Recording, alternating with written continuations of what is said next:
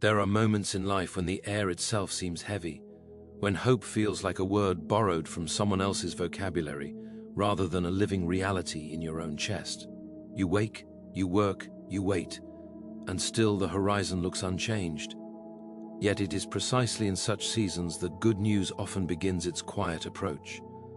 Not with trumpets or lightning, but with the steady, unseen movement of God, who is never idle even when he appears silent. For silence, in the divine sense, is not absence, it is preparation. We are far too quick to believe that if nothing is changing on the surface, nothing is changing at all. But this assumption reveals more about our impatience than about God's methods. The farmer does not accuse the seed of failure simply because it has not broken the soil by morning.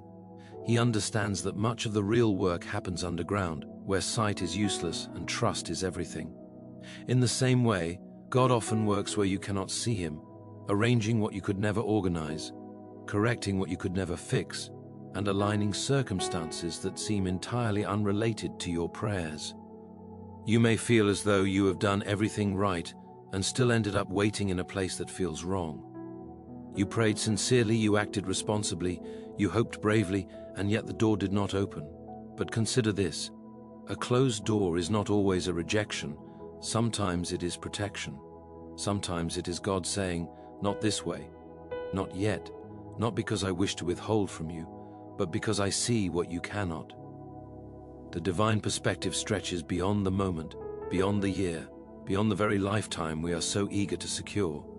What feels like delay may in fact be mercy disguised as patience. Good news rarely arrives according to our timetable. We want it announced loudly, immediately, and unmistakably. God, however, often prefers to unfold it gradually, allowing our character to catch up with our calling. For what good would it do to place a great blessing into hands not yet strong enough to carry it, or into hearts not yet humble enough to steward it well? God is less interested in impressing us than in preparing us, and preparation, though uncomfortable, is always an act of love. There is also this difficult truth: many of us ask God to change our circumstances when he is far more intent on changing us. We want relief, he wants renewal. We want answers, he wants trust. We want proof, he wants faith. Not because he delights in our uncertainty, but because faith stretches the soul in ways certainty never can. Faith teaches us to walk forward without seeing the whole path, to lean on God's character rather than on our own calculations. If you look closely at your life, you may discover that even now, in the midst of waiting, small mercies have been quietly appearing. A conversation that arrived at just the right time, strength you did not know you had, a door that closed before it could cause greater harm. These are not coincidences, they are signatures. They are the subtle marks of a God who's already at work, even before the larger shift becomes visible. When God shifts things in your favor, it is rarely done by force alone. He does not simply move obstacles, he often transforms them into instruments. What once resisted you may become the very thing that carries you forward. The setback you resented may become the testimony that steadies someone else's faith. The loss you mourned may clear the ground for something far more enduring. God does not waste pain. He redeems it, repurposes it, and weaves it into a story that ultimately points back to his goodness. You may wonder why God allows the tension to last so long. Why not intervene sooner? Why not rescue more quickly? The answer is not cruelty, nor indifference, but wisdom. For a hurried miracle can impress the eyes, but a well-timed one reshapes the heart. When deliverance finally comes, you will not only rejoice in the outcome, you will recognize the hand that brought it about. And that recognition deepens gratitude into worship, turning relief into reverence. There is also the matter of trust. Trust is not proven when everything is easy, it is revealed when nothing makes sense. Anyone can praise when the path is smooth, but to remain faithful when the road is dark, when the destination is unclear, and when the waiting feels endless, that is a faith refined by fire. And such faith, though costly, is never ignored by God. He sees it, he honors it, He responds to it in ways that often exceed our original prayers. Good news is on its way not because you have earned it, but because God is faithful. His promises do not expire with time, nor do they depend on your emotional consistency.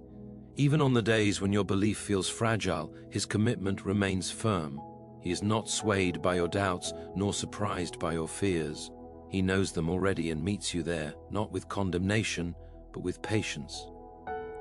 Imagine for a moment what it would look like if everything truly shifted in your favor. Not in the shallow sense of comfort alone, but in the deeper sense of alignment. Relationships healed or wisely released. Opportunities arriving that match not only your skills, but your character. Peace settling where anxiety once ruled. Purpose emerging where confusion once lingered.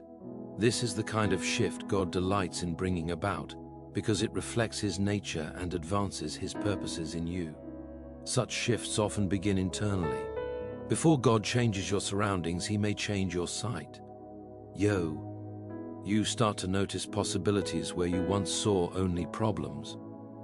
You begin to respond with grace where you once reacted with fear. You learn to wait without bitterness and to hope without desperation. These internal movements are themselves good news, for they signal that transformation is already underway. It is important to remember that God's favor does not always look like immediate success. Sometimes it looks like endurance. Sometimes it looks like wisdom gained through hardship. Sometimes it looks like restraint, being held back from something that would have distracted or diminished you. Favor is not merely about what you receive, but about what you are spared from becoming. You are not forgotten in your waiting. The same God who shaped galaxies with a word is attentive to the details of your life. He knows the weight you carry, the prayers you repeat, the questions you are afraid to voice. And He is not rushing you, nor has He abandoned you. He is leading you, step by step, even when the steps feel small and the progress seems slow. When the shift finally comes, it may arrive so naturally that you almost miss its significance. What once seemed impossible becomes ordinary. What once felt distant becomes familiar. And in that moment you may realize that the waiting itself was part of the gift, that the patience you learned, the humility you gained, and the faith you developed were not side effects of the journey, but essential elements of the blessing. Until that day, you are invited to live as though good news is already on its way, because in truth, it is. This does not mean denying pain or pretending certainty. It means choosing hope over despair, trust over panic, and obedience over anxiety. It means continuing to walk forward, even when the path is unclear, confident that God's guidance does not depend on your full understanding. There is a quiet strength in such a posture, a steadiness that does not shout but endures. And it is often this quiet strength that God uses as the foundation for the next chapter of your life. He builds upon what is faithful, not what is flashy. He honors what is sincere, not what is hurried. So if today feels like another day of waiting, do not assume it is a wasted one. Waiting, in God's hands, becomes a workshop where souls are shaped and futures prepared. The delay you resent may be the very space in which God is arranging the shift you have been praying for, aligning events and hearts in ways that will soon make sense. And when that alignment begins to reveal itself, you may notice that it does not arrive as a single dramatic moment, but as a series of gentle confirmations. A door opens here, a burden lifts there. Clarity replaces confusion in small but meaningful ways. Each sign whispers the same message. God has been at work all along. Good news is on its way, not as a distant possibility, but as an unfolding reality. God will shift everything in your favor, not to indulge your ego, but to fulfill His purpose. And as you stand on the threshold of what He is preparing, you may begin to sense that the story is far from over, that this season of waiting is giving way to a season of movement, and that even now, beneath the surface of your circumstances, something is stirring, something aligning, something preparing to emerge in ways that will challenge your expectations and deepen your faith. Because the way God moves often begins where certainty ends, and it continues through paths we would never have chosen, yet somehow find ourselves walking. guided by a trust that grows stronger with each step. Learning that the favor of God is not merely about arrival, but about the journey itself, and that as you keep moving forward, even now, even here, the rhythm of hope continues to build, carrying you toward what is next, toward what is promised, toward what is being quietly prepared, as you learn to listen more closely, to wait more faithfully, and to recognize that this very moment, though unfinished, is already part of the good news that is unfolding. Unfolding even when you cannot yet name it, even when you cannot yet trace its outline or predict its shape. For God's way of working is rarely announced in advance. He does not submit his plans for our approval, nor does he explain himself on our preferred schedule. Instead, he invites us into a posture of trust that grows deeper the longer certainty is withheld, and though this posture feels unnatural to the anxious me, ND, it is the native language of the soul. You may have noticed how often we confuse clarity with peace. We assume that if we only knew what was coming next, we could finally rest, yet experience teaches otherwise. Many have known the future and still lived in fear, while others have known almost nothing and yet walked with remarkable calm. Peace, then, is not the result of information but of assurance. And assurance is born not from answers but from relationship. To know God is to trust him, even when his hand is hidden. There is a strange mercy in not knowing too much. If God revealed the entire journey at once, we might refuse to take the first step. The weight of it all would overwhelm us, so he gives us just enough light for the step we are on, and enough grace to take it. This is not cruelty, it is kindness. He knows our limits better than we do, and he guides us accordingly, leading us forward with patience rather than pressure. As time passes, you may begin to sense that your waiting is changing you in ways you did not expect. You become less frantic, less desperate to control outcomes. You begin to hold your plans with open hands instead of clenched fists. You start to understand that surrender is not giving up, but giving over. And in that quiet exchange, something remarkable happens. Fear loosens its grip, and hope finds room to breathe. God often uses waiting to realign our desires. At first we want relief, then we want answers. Eventually, if we remain with him long enough, we begin to want him, not merely what he can do, but who he is. This shift may feel subtle, but it is profound. For when God himself becomes the goal, circumstances lose their power to define our joy. They still matter, but they no longer rule. This is not to say that the pain disappears, or that the longing fades entirely. Faith does not numb us, it refines us. You will still feel disappointment when prayers seem unanswered. You will still wrestle with questions that have no immediate reply, but there is a difference now. You are no longer fighting alone. You are no longer demanding control. You are learning to walk with God rather than ahead of him, and this companionship changes everything. There are moments when you may look back and realize that what you once called delay was actually direction. The path you were so eager to avoid turns out to be the one that taught you compassion. The season you wanted to escape becomes the one that gave you depth. God has a way of using what we resist to shape what we will later rely upon. And when you finally see the pattern, gratitude replaces resentment, not because the journey was easy, but because it was meaningful. Good news often requires patience because it is layered. God does not simply fix one thing and leave the rest untouched.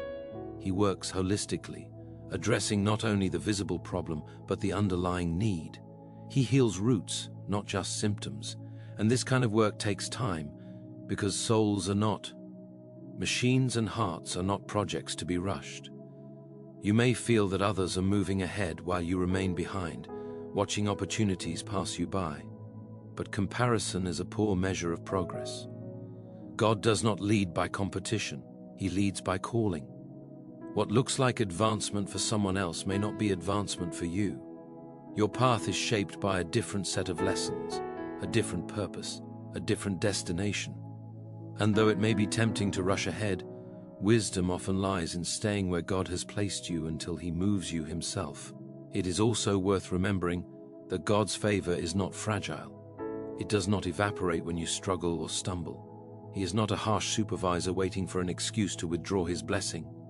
He is a father, attentive and patient, who understands that growth involves missteps. When you falter, he does not abandon you, he steadies you. When you doubt, he does not scold you, he reminds you. His commitment to you is not measured by your performance, but by his promise. There will be days when faith feels effortless, when hope rises naturally and gratitude comes easily. And there will be days when faith feels heavy, when hope must be chosen deliberately and gratitude feels forced. Both kinds of days are part of the journey. God is present in each, not only in the moments of strength, but especially in the moments of weakness. For it is there that his grace is most clearly seen, not as a reward for success, but as a gift for need. As you continue forward, you may notice that your prayers begin to change. They become less about outcomes and more about alignment, less about control and more about trust. You still ask boldly, but you also listen carefully. You begin to value God's wisdom over your own preferences, and this humility opens doors you did not know existed. For God delights in guiding those who are willing to be led. The shift you are waiting for may not arrive as a dramatic reversal, but as a quiet redirection, a thought that settles differently, a decision that suddenly feels clear, a door you had not considered opening. God often moves us not by force, but by invitation. He places a gentle nudge in the heart and waits for our response. And when we follow, even hesitantly, we discover that the path unfolds beneath our feet. It is easy to overlook these subtle movements because they do not match our expectations. We are conditioned to look for spectacle, for unmistakable signs. But God's greatest works are often understated. He speaks in whispers more often than in thunder, not because his voice lacks power, but because whispers require attentiveness. And attentiveness is something waiting teaches us well.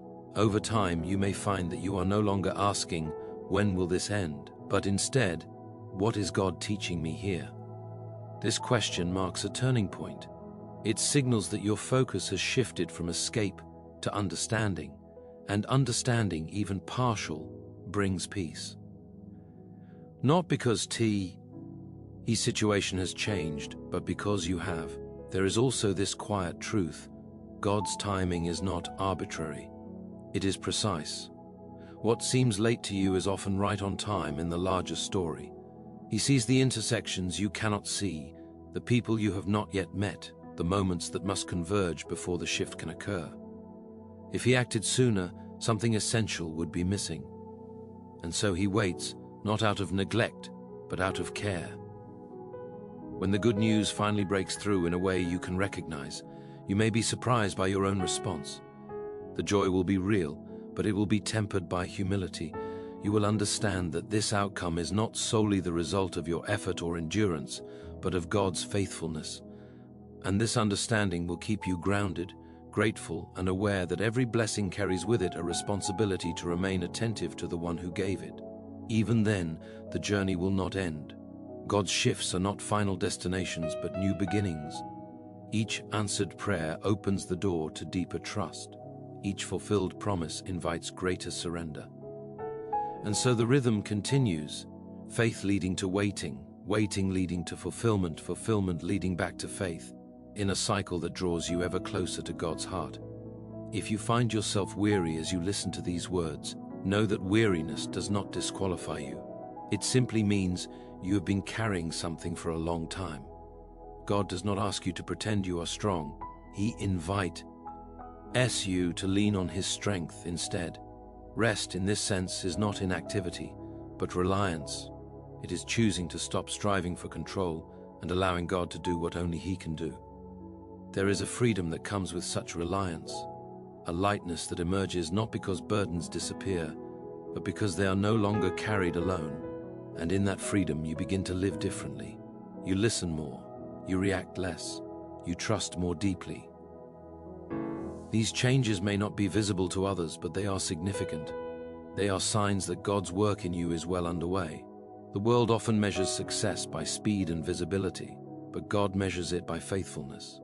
He is not impressed by how quickly you arrive, but by how closely you walk with him along the way. And so, if your progress feels slow, do not be discouraged. Slow growth is still growth, quiet obedience is still obedience, and unseen faithfulness is still seen by God. As this season continues, you may sense moments of anticipation, as though something is drawing near, not always clearly but insistently. A gentle stirring that reminds you that your story is still unfolding. This anticipation is not meant to make you restless, but hopeful. It is a reminder that God is not finished, that the waiting has purpose, and that the good news you long for is not a distant dream, but an approaching reality, moving closer with each unseen step, each quiet prayer, each moment of trust as God continues to work beyond your sight, beyond your understanding, weaving together what you have endured with what is yet to come, sustaining the rhythm of hope that carries you forward, deeper into trust, deeper into patience, deeper into the unfolding work that is still in motion, still forming, still preparing to reveal itself in ways that will make sense only in hindsight, as you continue to walk, to wait, to believe, and to remain attentive to the subtle movements of grace that are even now shaping what lies ahead. Ahead, shaping not only events but perceptions, not only outcomes but understanding. For there comes a point in prolonged waiting when the soul learns a deeper lesson, that God is not merely guiding you towards something, but guiding you through yourself. The long pauses, the unanswered questions, the repeated prayers are not empty spaces, they are mirrors. They reveal what we cling to, what we fear, and what we believe God owes us. And gently, patiently, God loosens our grip on illusions so that we may receive what is real. You may notice how easily the heart grows restless when it believes it has been overlooked. Restlessness whispers that God has forgotten your name, that your prayers have been misplaced, that others are favored while you remain unseen. But this whisper is not truth, it is temptation. It tempts you to judge God by the clock rather than by his character. And yet his character has never changed. He remains faithful when circumstances fluctuate, steady when emotions surge, constant when your resolve wavers. There is something profoundly shaping about remaining where you are without becoming bitter. Bitterness demands explanations, faith practices patience. Bitterness narrows the vision, faith widens it. And God, who sees the end from the beginning, knows that a bitter heart cannot carry the fullness of what he intends to give. So he teaches you to wait without resentment, to hope without entitlement, to trust without guarantees. This is not an easy lesson, but it is a freeing one. Often, God delays the shift not because he is slow, but because we are hurried. We want results without reflection, answers without surrender. But the soul grows not by shortcuts, but by process. And process requires time. The waiting season stretches our capacity, enlarges our perspective, and deepens our roots. Without it, any sudden blessing would be shallow, easily shaken by the next storm. You might begin to realize that the waiting has stripped away certain desires that once felt urgent. What you thought you needed desperately now seems optional. What once defined success now feels hollow. This is not loss, it is clarity. God refines our desires so that when he finally fulfills them, they align with his purpose rather than our insecurity. And alignment, once achieved, brings a peace that achievement alone never could. There is also a quiet courage that develops in those who wait well. It is not the loud confidence of certainty, but the steady resolve of trust. You learn Oh, keep going without applause, to remain faithful without affirmation, to believe without visible proof. This courage is rare, and God values it deeply, for it reflects a faith that rests not on circumstance, but on conviction. As the days unfold, you may notice that you are becoming more attentive. You listen differently now. You notice small mercies that once went unnoticed. A moment of calm, a word of encouragement, a sense of guidance when making a decision. These are not insignificant. They are signs that your awareness is sharpening. Waiting has tuned your senses to God's presence, teaching you to recognize him not only in answers, but in accompaniment. God's favor often reveals itself in this companionship. He walks with you through uncertainty, not merely toward resolution. And this walking shapes you. You begin to understand that being with God is not a means to an end, but an end in itself. The journey becomes sacred, not because it is easy, but because He is present within it. There will still be moments when impatience returns, when the old questions resurface with renewed urgency. This does not mean you have failed. It means you are human. Faith is not a straight line, it is a series of returns. You return to trust after doubt, to hope after discouragement, to surrender after striving, and each return strengthens the bond between you and God because it is rooted in honesty rather than pretense. You may also begin to see how God uses waiting to reposition you. While you thought you were standing still, He was adjusting your orientation, turning you slightly toward what truly matters, redirecting your focus from outcomes to obedience, from recognition to faithfulness. These small shifts, barely perceptible in the moment, prepare you for larger changes that would otherwise disorient you.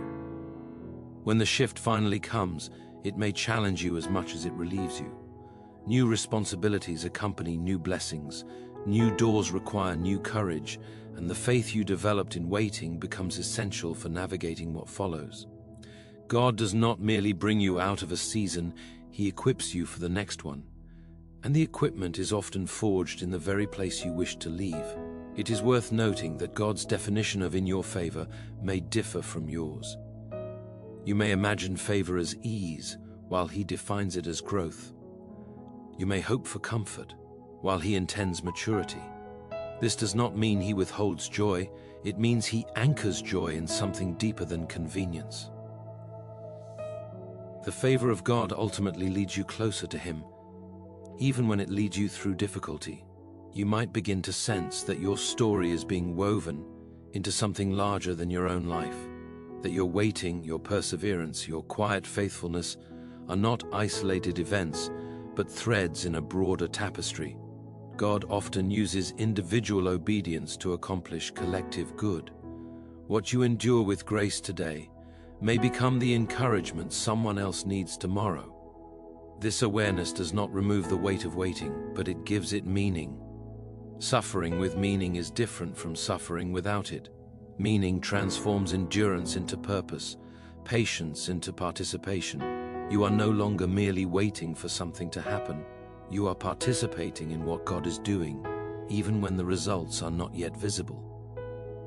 As time continues, you may find yourself less concerned with explaining your journey to others.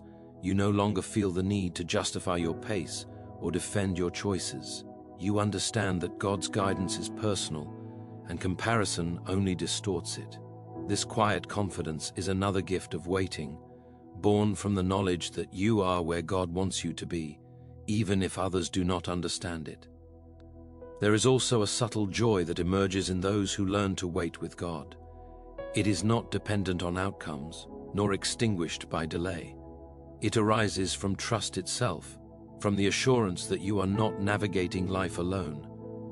This joy may appear unexpectedly, catching you off guard in ordinary moments, and when it does, it reminds you that good news is not only coming, it is already present in fragments, scattered throughout your days. God's work often advances through these fragments. He builds futures out of small obediences, quiet decisions, and unseen faithfulness. The grand moments when they arrive are supported by countless ordinary ones that preceded them. And so, your daily choices matter more than you realize. Each act of trust, each refusal to despair, each moment of patience contributes to the shift that is forming. You may wonder how long this season will last. The honest answer is that only God knows. But the better question may be how you will live within it. Will you resist it, or will you receive it as a place of formation? Will you allow it to harden you, or will you let it deepen you? God respects your agency here. He works within your willingness, shaping what you offer Him. If you offer Him your impatience, He teaches you patience. If you offer Him your fear, He teaches you courage. If you offer him your questions, he teaches you trust. God does not waste what you bring him, he transforms it. And this transformation, though gradual, is profound. As the rhythm of waiting continues, you may notice that your prayers become quieter, but deeper. You speak less, but listen more. You begin to recognize that God's silence is not empty. It is full of intention, full of presence, full of preparation. Silence, in this sense, becomes a language you are learning to understand. There may come moments when you feel as though you are standing at the edge of something new, though you cannot yet see it clearly. A sense of readiness mixed with uncertainty. This tension is natural. It signals that change is approaching, even if its form remains hidden. God often prepares the heart before he reveals the path. When that preparation reaches its fullness, the shift may come swiftly, almost suddenly. What took years to prepare may unfold in moments. Doors that resisted you may open effortlessly. Relationships may realign. Opportunities may present themselves with surprising clarity.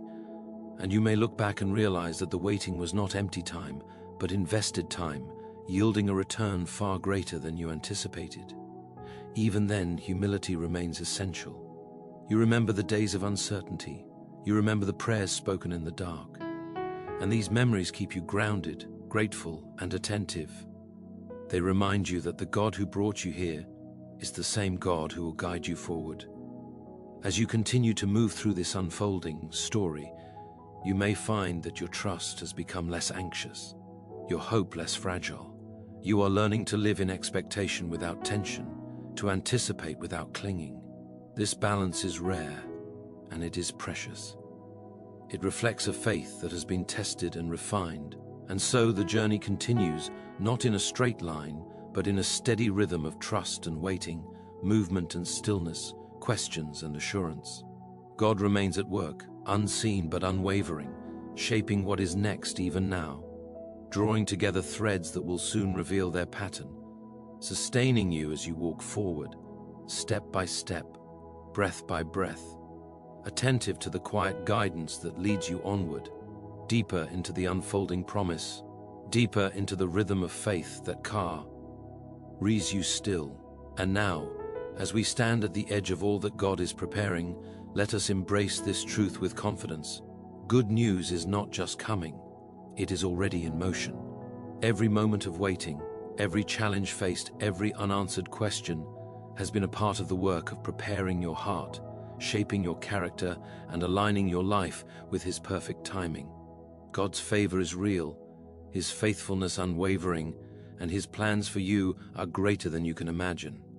So step forward with courage, walk with patience, and trust with unwavering hope, knowing that the shift is underway, the breakthrough is near, and everything is moving in your favor. Your story is not defined by delays or doubts, but by the God who never fails, who never forgets, and who will bring you into the fullness of the good news that has always been on its way.